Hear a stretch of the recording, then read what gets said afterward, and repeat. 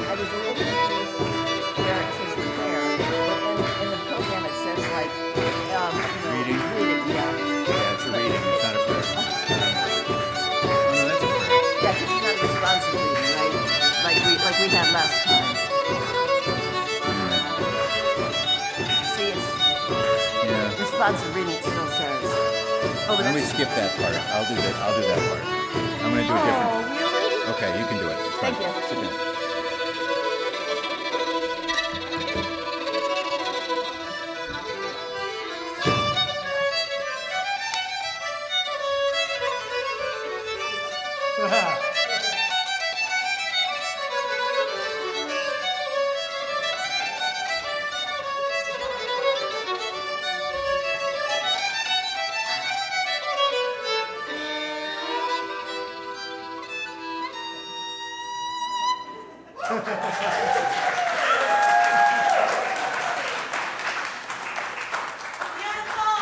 It's great.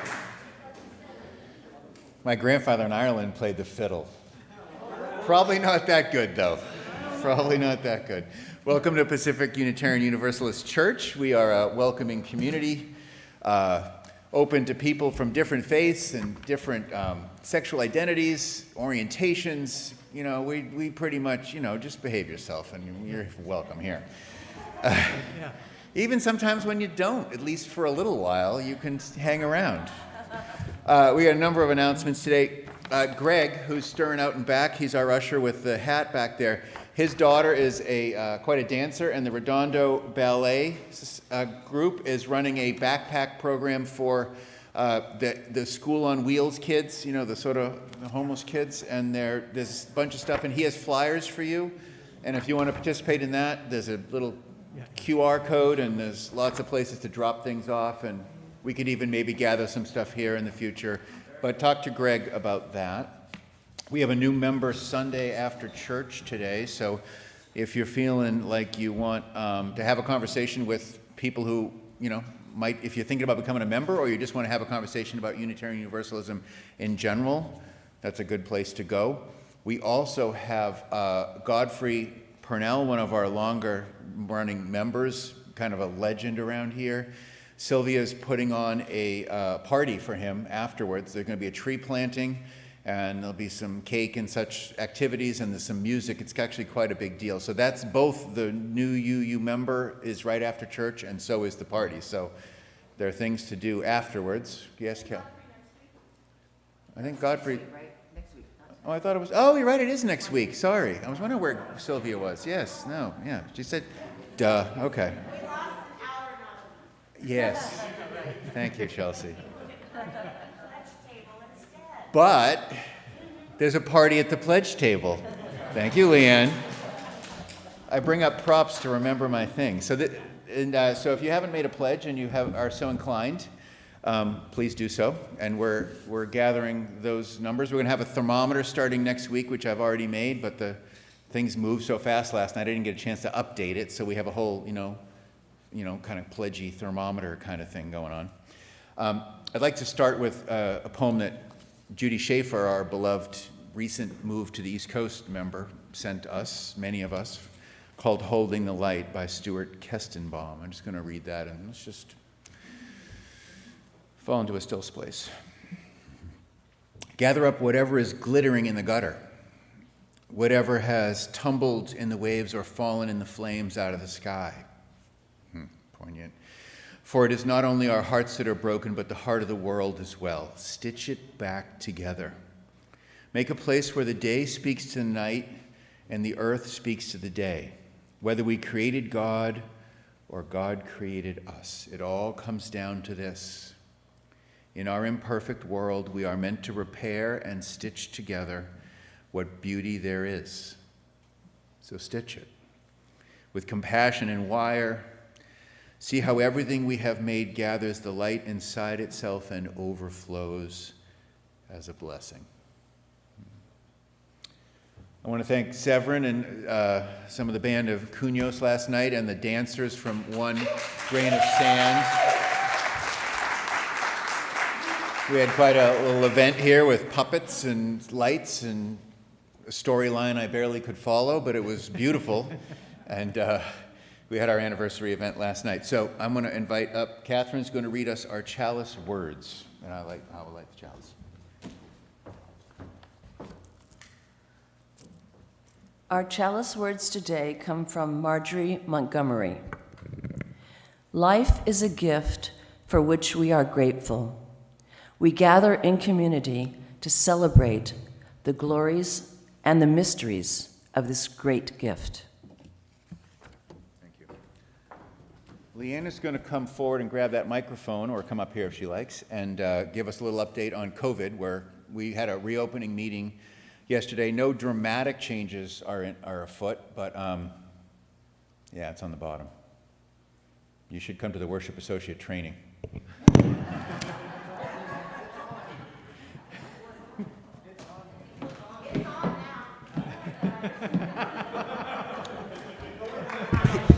PUC off to its normal Vatican-like start. Take it away, Leanne. Okay, here's a late announcement.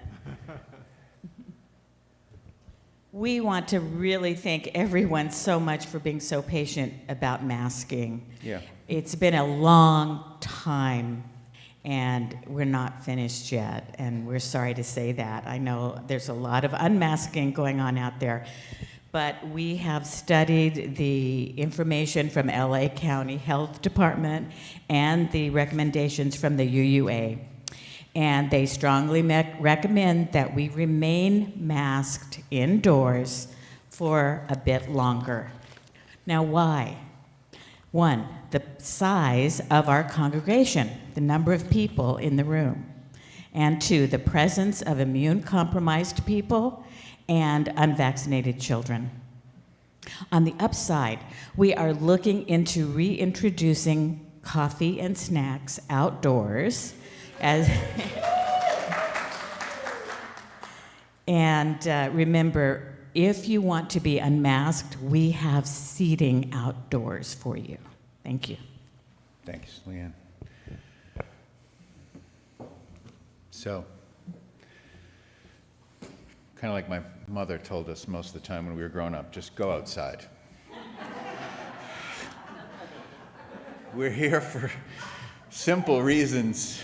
It's better than my dad, who used to say, go play on the yellow line. We're here for simple reasons. We all have a yearning to be better, or at least good people. We all long for some comrades along the way. For all of us, questions come easier than answers. And we all believe that this community, we can get something deeper out of life, and that is why we gather. That is why we're here, for all the various reasons we come, and all the music and all the other things.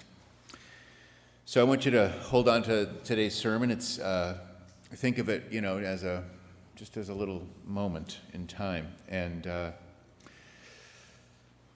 there we are. Let's sing our opening hymn. You can try to sing it with it's Over My Head, number 30. Never before played with a fiddle.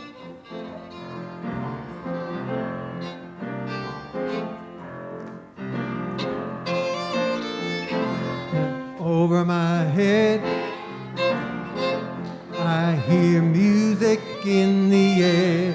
Over my head, I hear music in the air. Over my head, I hear music in the air. There must be a God somewhere. Over my head, I hear singing in the air. Over my head, I hear singing in the air. Over my head, I hear singing in the air. Oh, there must be a God somewhere.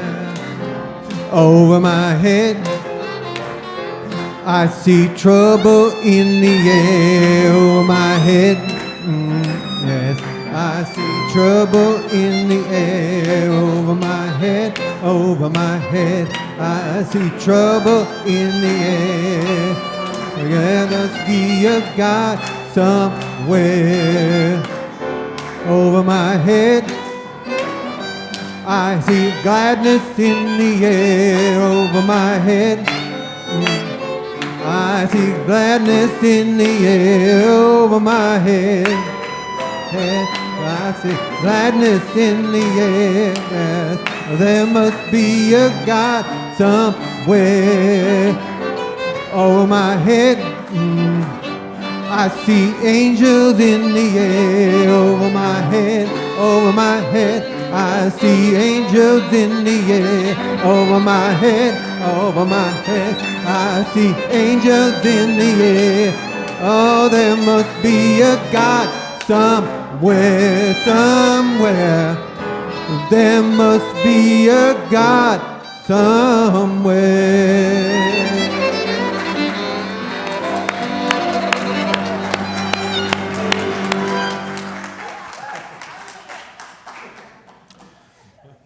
Brought to you by the Humanist Unitarian Fellowship. We have, like I said, we're having a meeting right after church, but also on Tuesday the 29th, for anyone who's new, can't make today, we're going to have a Zoom meeting. So there's little flyers out and back. If you're new and interested in that, please grab one of those and check in with us. I'd like to bring our leaders of our children's moment down for our children's moment. Joel?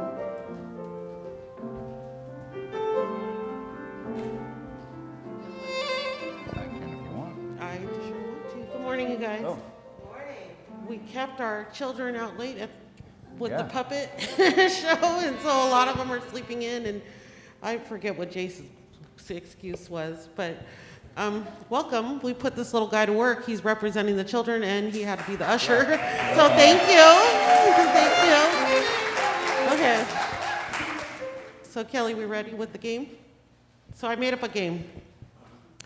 So because it's going to be St. Patrick's Day in a couple days, we were going to test the kids on what they knew about St. Patrick's Day. And who has Irish, clap your hands if you have Irish heritage. Yeah, okay, so we have some Irish. So you can let us know if this is true or false, okay? So our true and false game. So who was St. Patrick? St. Patrick is famous for bringing Christianity to the famously Catholic island of Ireland and is still one of their patron saints today. But who was the man behind the legend? Which parts are actually true, and how did St. Patrick's Day grow to be an international celebration? Beer. Think so? Fair enough. Okay. So, true or false? St. Patrick was from Ireland. False. Yeah? Okay. True? The baby's fascinated by your robe. Not so much. Okay, true or false? St. Patrick was from Ireland. No. We I got was the asking answer. it's the children's home, and I was asking the children. Okay, false.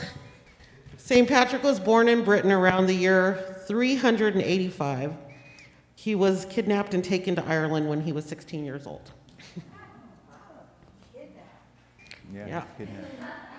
See what you learn in RE? Okay. All right, true or false? St. Patrick is a saint. I don't know. Is St. Patrick a saint?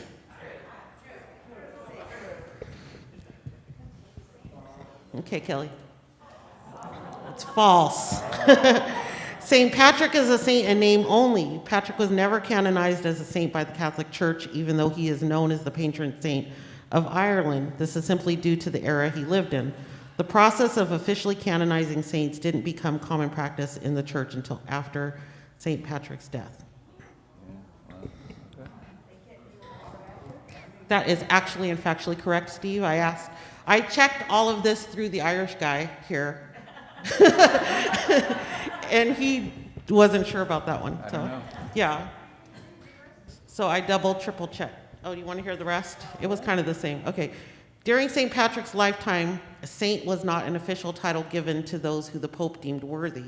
It later became more of a general title given to people who lived especially holy lives or performed acts of martyrdom.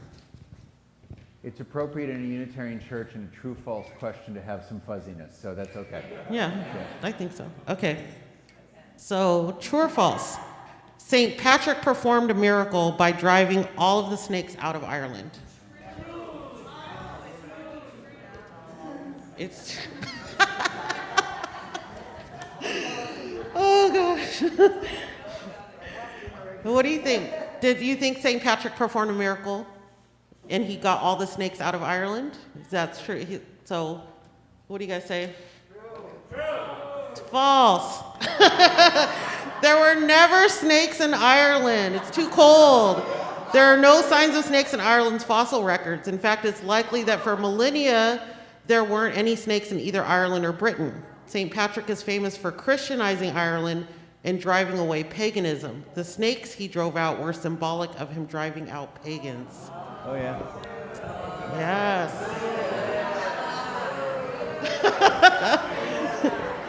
Okay. Wow. Tough crowd. Yeah. True or false, every year St. Patrick's Day is celebrated around the world on March 17th. True. True. True. Where you guys been?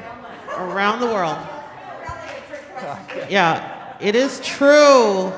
St. Patrick's Day is celebrated on March 17th every year because St. Patrick died on March 17th in the year 461. Yeah. So There we are. the Irish guy didn't know it was because that was the day he died. Did anybody else not know that? I didn't know that. Yeah. Fun fact. True or false? Okay. True or false, St. Patrick's Day is also PUC's birthday. True. True. Pacific Unitarian Universalist Church was established on March 17th, 1957. All right. So happy birthday. Happy St. Patrick's Day. Have a good week. Thanks, Cass.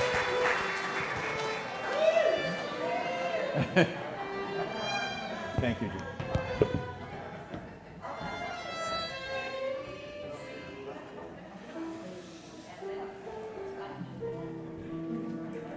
Is Suzanne with us today? Go now in peace.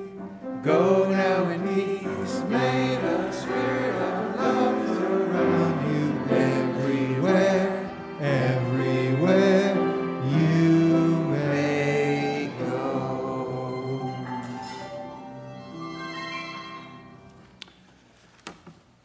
Suzanne Luzatter was going to give us a testimonial today, but she's having some, drama in her family, and so is Robin going to come up for? Okay, here we go. This is an adventure. Today feels like an adventure. I woke up at 2. I drove here at 3. I slept on the couch. It was a mess. Come on up and tell us why we should give. The theme of today's service is add a 0. Add a 0, that's times 100? No, that's times 10. Depends on where you put the 0. Okay, so I'm going to tell you why I love PUC. Is that correct? Yeah. Okay. Oh. So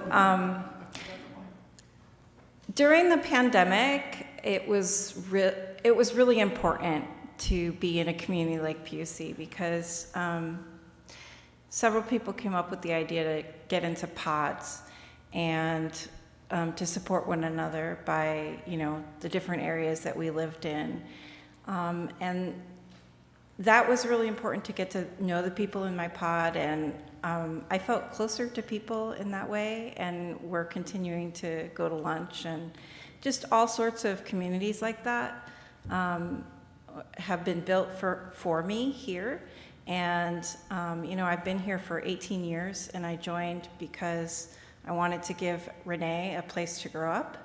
And watching her grow up in this church has been just so meaningful, and really gave her a community. And she wrote so much about her experiences that she had through being part of this community, PUC, on her college application, and that was really great.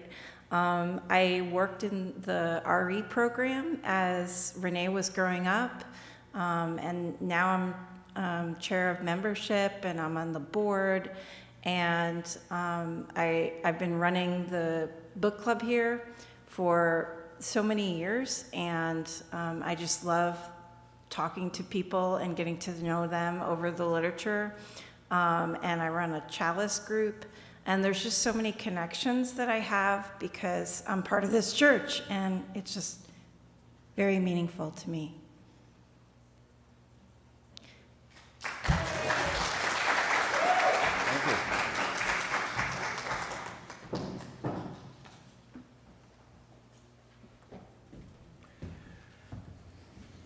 Our centering hymn is Spirit of Life. I always encourage people to try to sing it without looking at the words. We probably can almost do that. It's not Gary, you need the words. Just to avoid any confusion, I am not Shayna. Yes. I know some of you are confused.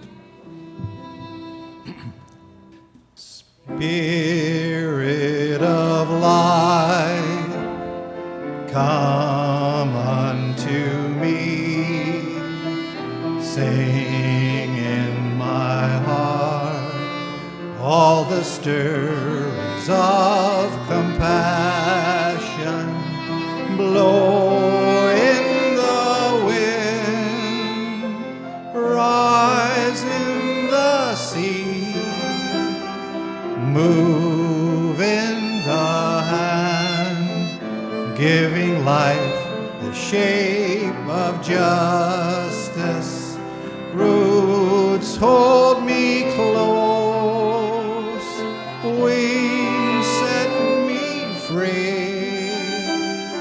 Spirit of life, come to me, come to me.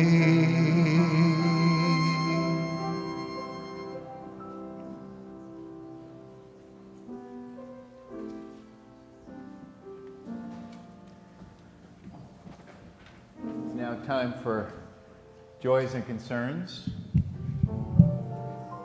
And we're gonna move in a couple weeks probably to actually have people come up and voice their own from here, which isn't a great change, but we haven't quite there yet, but we're gonna do that soon.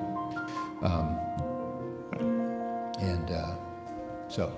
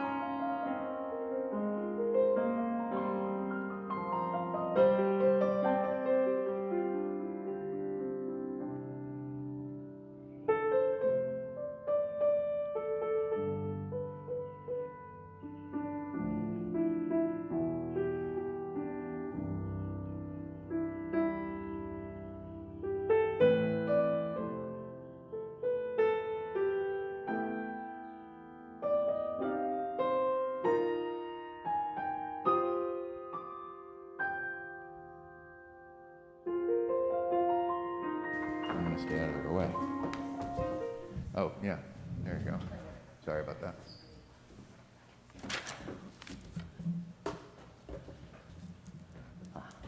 Yeah, Okay, okay. sure we have. Oh, I got, okay. Sorry. In Human Reverence, Reverend Kendall Gibbons writes, "The language of reverence is finally the language of humanity. The human experience of finding ourselves in the presence of that intense, fleeting, and demanding moment when the dull surfaces of things become transparent to the significance almost greater than we can bear, belongs to all of us. Only by not paying attention can we avoid it. It doesn't need gods, nor angels, nor magical other worlds. The world we have is magical enough, sacred enough, holy enough. We are the ones who bring the eyes to see, the minds and souls to marvel. And may we continue to do so."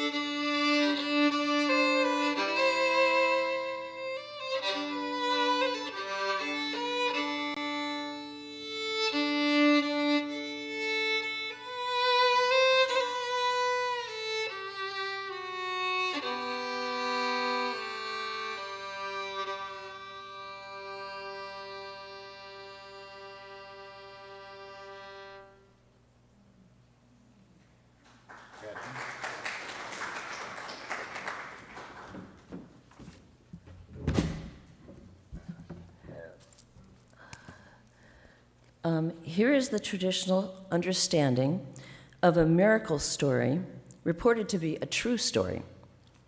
A pastor at the Almighty God Tabernacle Church was working late one night, and busy with things, he quickly grabbed the phone and attempted to call home. The phone rang and rang, but the pastor's wife failed to answer. Finishing up things, he called back a few minutes later and reached her. The next day, the pastor receives a call from a man who requests to speak to the person who called last night.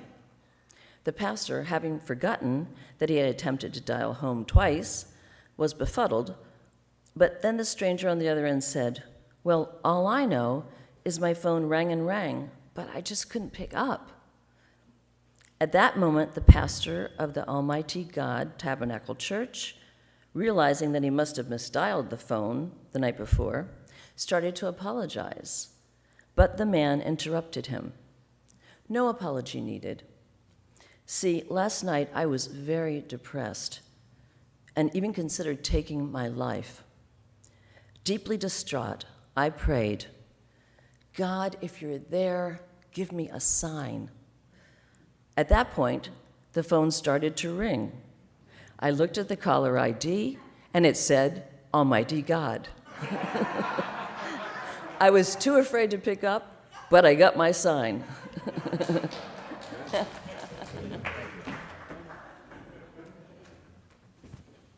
It's actually reported to be a true story, believe it or not.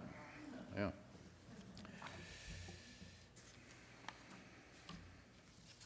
Such events are kind of amazing, aren't they?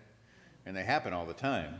I mean, Regardless of whether they're fortunate coincidences, which I think they probably are, or what you might call serendipity or actual divine intervention, events that we call miracles give you a warm, moment, make your eyebrows go up a little bit, and makes the world a better place, right? They make the world a special place. And here are a few crazy things that have happened. I just want you to revel in them. About 4, 5, maybe 6 weeks ago now, there was a little girl in Maryland was nearly killed by an out-of-control car. The last feet of the car's momentum was propped up on a sidewalk post right before it was going to crush her. My friend Chantal in Massachusetts went to a psychic after her husband died. And the psychic, prior to Google Maps, was able to never having been there before, saw that she had a red sled under the roof of her front porch. She tried to locate the woman and asked if that house with the red sled was hers. This was before Google Maps. A friend of mine, Cleo, in Chicago, years ago, said that his Christmas tree literally shook hard at the moment his brother across the city passed away. It's wonderful, isn't it? Like these magical, at least cool moments continually happen. I bet you we've all had something that sort of startles us, right? Raise your hand if you've had a moment that sort of just, yeah, there you go. The list of stories is really endless. But wonderful as they are, those miracles are not really what I want to talk about. What I want to preach about without compromises or constant disclaimers is that here goes. First, the kind of calls that come from just the right person at just the right time are evidently not always there from the level of frequency with which suicides do happen. Just often mean that those calls never come or are missed. From the recent video accounts of disasters all over the world to our own eyeball test, miracles or not, this is not always a safe place to be. I think if one is not courageous enough to accept reality, one can get stuck spiritually chasing rainbows around and looking in cookies for the Virgin Mary. Miracles are in part a testimony, if you think of it the other way, of how hard and unforgiving life can really be, how often they're unanswered. So before we roll around like a dog freed from her leash, in the wonder that is life and in the mystery and joy that truly does abound, let's take a minute of silence to acknowledge that things are not always that dreamy, because that is the world we live in. It may be an odd act for a church, but I'm asking you to grieve that the prayers don't always cure the cancer, feed the hungry, stop the genocide, stop the war. That is a fact. Our work and prayers often fail. Let's grieve for the next minute that in this world, your hopes, at least some of them, get dashed. Let's take a second to just grieve that.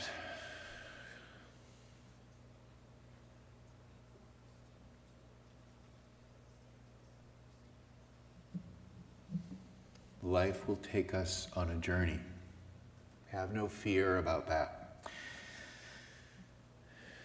I don't lift up the following story I'm about to tell because it closes like a drippy ice cream cone waiting to be licked. I love this story, and in part Eckhart's book takes me on the journey of how weighty and pointless life can feel, and just as cleanly how powerful and wonderful it can feel, because that is what life is, right? Mostly with medium in between, but it's like that.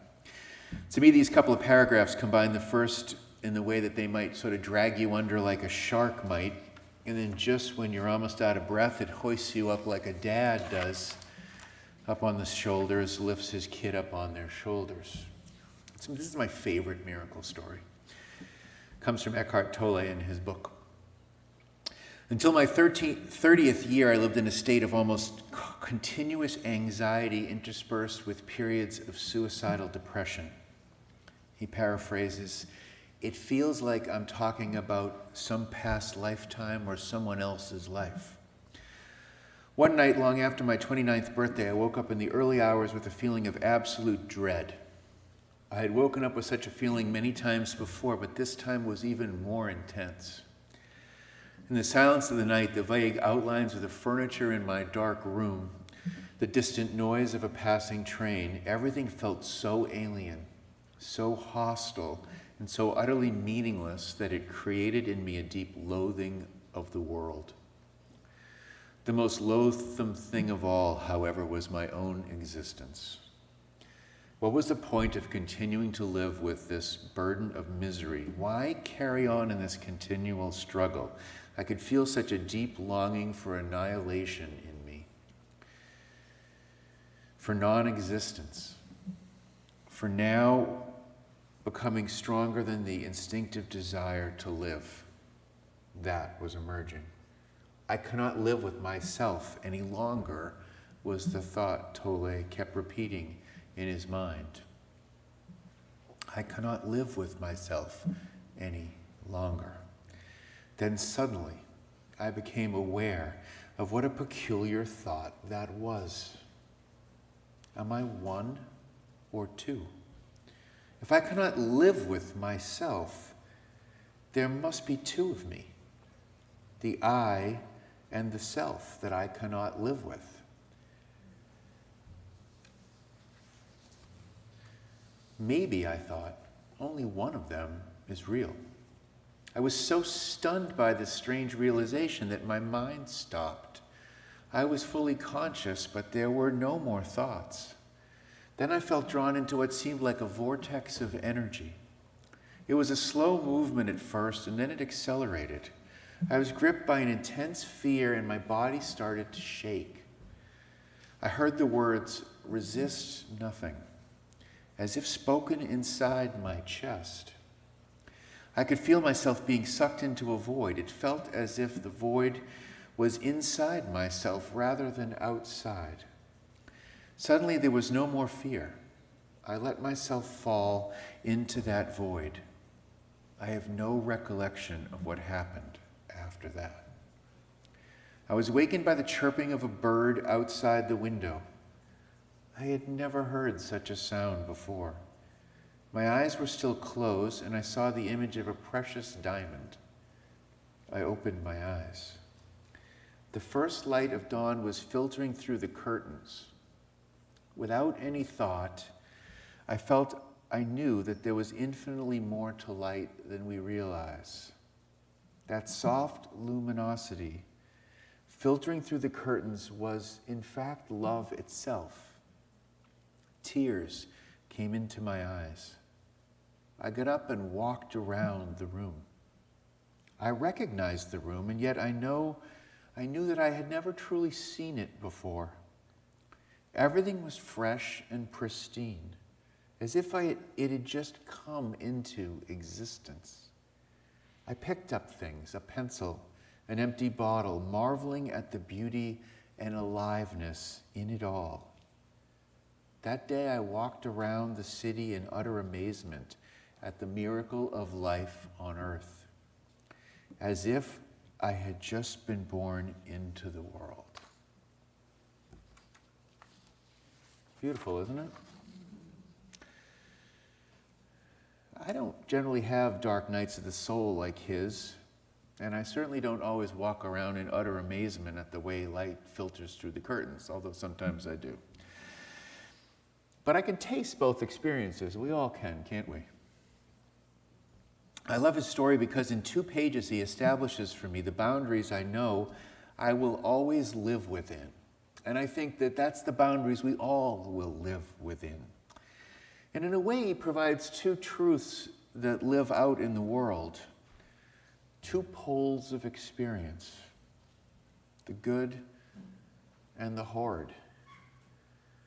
I also like that, contrary to most miracle stories, Eckhart is more overtly descriptive of his own experience than the source. See, Eckhart's miracle is not so much an external event that breaks through to confound and startle us, but one that tells us of the very nature of things to be shiny once we have the eyes to see them that way. So bad things, tragic things, life-ending things happen. But those bad things do not contain within them, if you survive them, any specific way in which you respond to them. They don't have to tear you down. Eckhart tells me that I am in a way a partner in creation. That's the understory of his story. And that the universe's magic is waiting to be seen. Rooting for us, maybe even. Pulling us forward, maybe even. Tolle gives me permission in a way to take the steps to corrupt that famous phrase from Gandhi, to be the miracle I want to see in the world. Eckhart tells me that there's a dance that must be done between accepting the good news with as much ease or greater ease even than I accept the bad. That we live between these options for existence to some degree. That there's a little bit of a shine in every cloud. Eckhart reminds me that it's easy to forget your blessedness and the potentiality of your own spirit. He reminds me that we are an act of the universe's own creativity, its own magic and miracle. And his experience puts me back in touch with my belief that there really is only one religious tradition, overlaid with traditions that illustrate and cloud the transformative power that is in life itself. Amen. Got some nonsense for us? All right. Funny, I wouldn't call it nonsense. Well, there you go. Okay.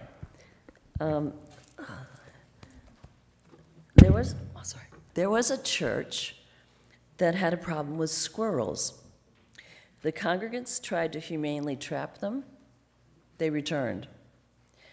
Then they even tried to exterminate them. It didn't work either. Then a stroke of brilliance struck the board. Let's invite them to become members and celebrate their presence with us. Given that the track record in most churches is that if we do that, they will only come back a couple of times, so inviting the squirrels to join might actually scare them away. Let's not be that way. Consider this. Collection numbers were up last week, and as a warning of this church's power, you might have noticed it got a little lighter this morning than the day before.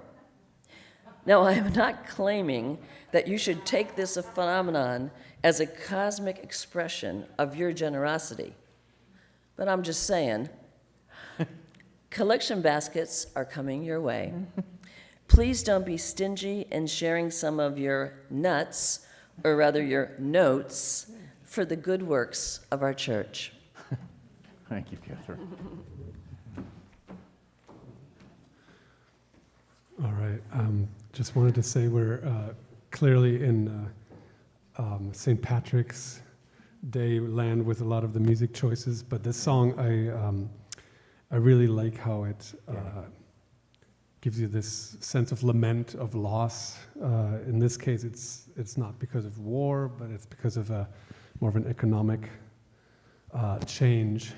But yeah, it seems like the right feeling to hit. This is called Dublin in the Rare Old Times.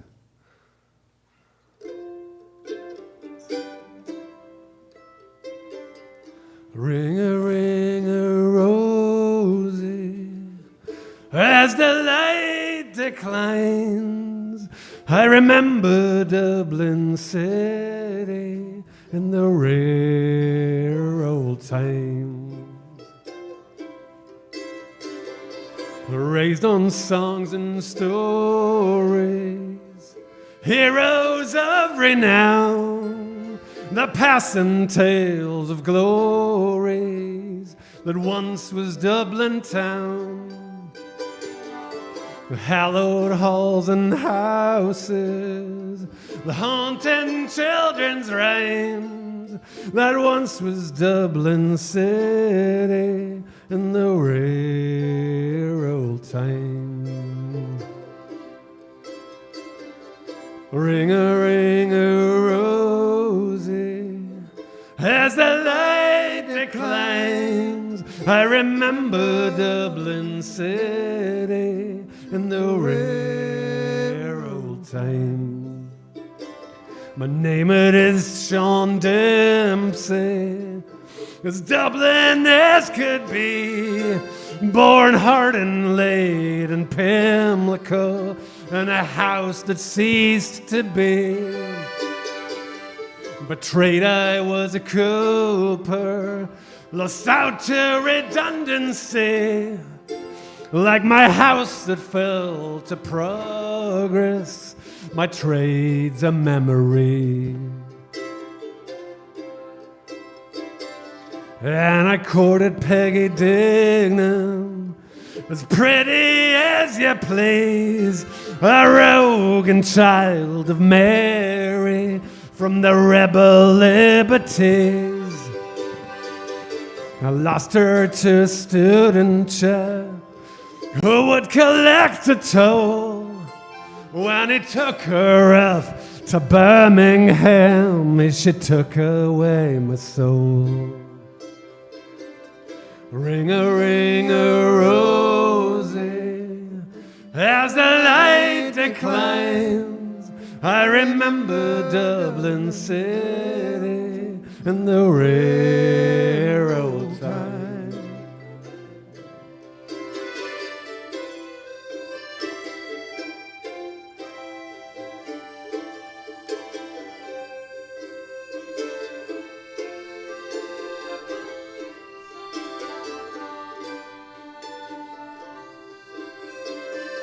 The years have made me bitter, the gargle dims my brain, 'cause Dublin keeps on changing, and nothing seems the same. The pillar and the Met have gone, the Royal long since pulled down, as the grey unyielding concrete makes a city of my town. Ring-a-ring-a-rosy, as the light declines, I remember Dublin city in the rare old time. Fare thee well, sweet Anna Liffey, I can no longer stay and watch the new glass cages that spring up along the bay. My mind's too full of memories, too old to hear new chimes. I'm part of what was Dublin in the rare old times. Ring-a-ring-a-rosy, as the light declines, I remember Dublin city in the rare old times. Oh, yeah.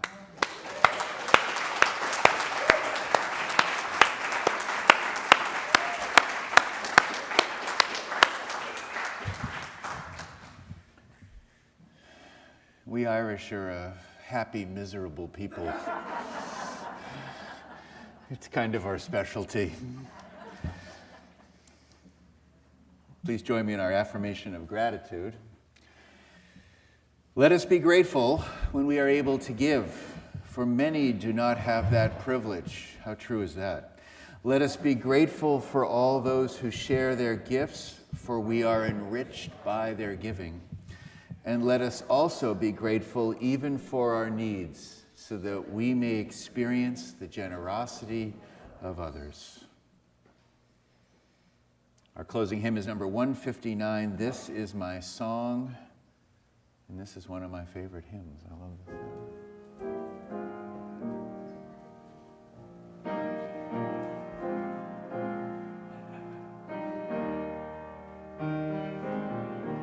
This is my song, my God of all nations. A song of peace for lands afar and mine. This is my home, the country where my heart is. But other hearts in other lands are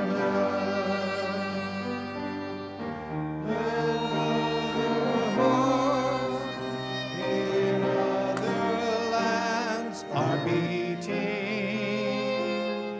with hopes and dreams as true and high as mine. My country's skies are bluer than the oceans, and sunlight beams on clover leaf and pine. But other lands have sunlight too, and clover, and skies are everywhere as blue as mine. Oh, hear my song, thou God of all the nations, a song of peace for their land and for mine.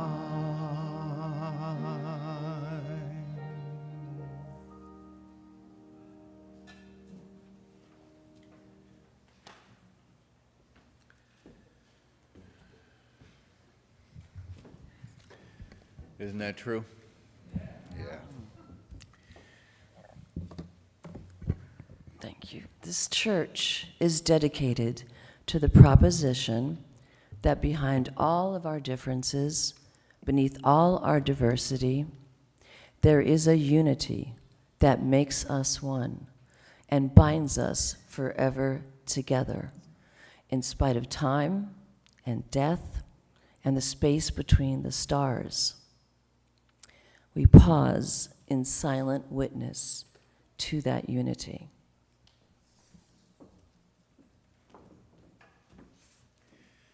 May the blessing of love be upon you. May love's peace abide with you. May love's presence illuminate your hearts now and forevermore. So be it. Amen. Shalom, salam, namaste, and blessed be. And now our service truly begins. I met my love by the gasworks wall. Dreamed a dream by the old canal. I kissed me girl by the factory wall. Dirty old town, dirty old town. Clouds are lifting across the moon. Cats are prowling on the beach. A spring's a girl around the streets at night. A dirty old town, a dirty old town.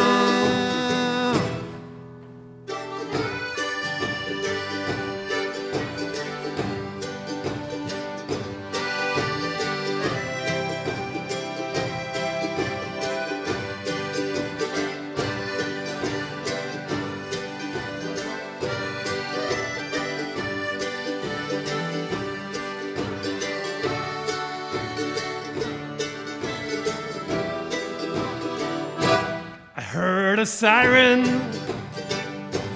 from the dogs. Saw a train set that night on fire. I smelled the spring on the smoky wind.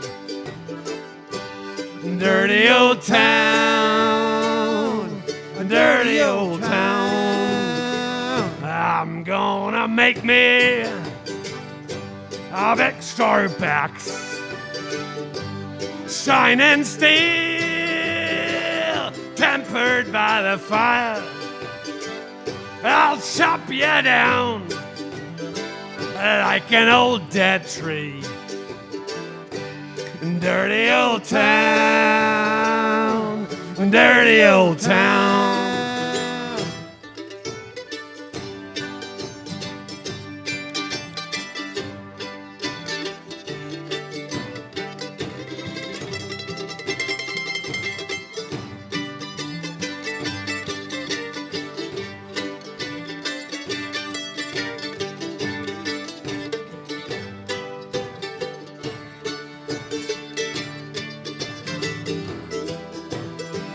I met my love by the gasworks wall.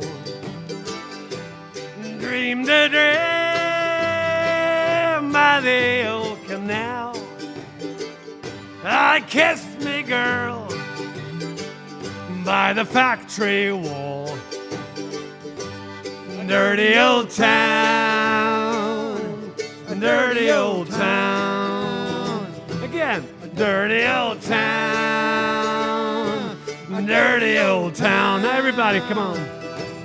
Dirty old town, dirty old town.